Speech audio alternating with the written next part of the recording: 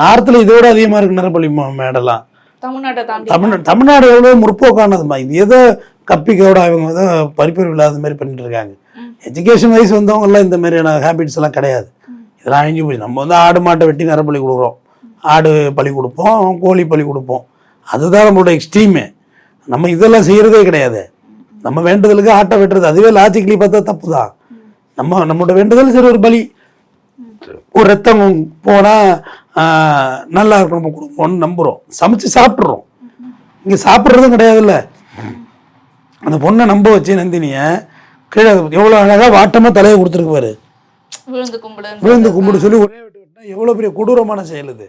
அவரோட கணவர் என்ன பண்ணிட்டு இருந்தாரு? இதெல்லாம் தெரியுதுன்னா அப்ப அந்த பேச்சுவார்த்தை சமாதானப்படுத்தணும் அந்த எண்ணத்தோட இல்லாம அவங்க தனியாக செப்பரேட் ஃபேமிலி ஆயிருக்காங்கம்மா, செப்பரேட் ஃபேமிலி ஆயிருக்காங்க. ஆனாலும் இந்த சைக்கு இந்த மாதிரி பண்ணியிருக்கேன்.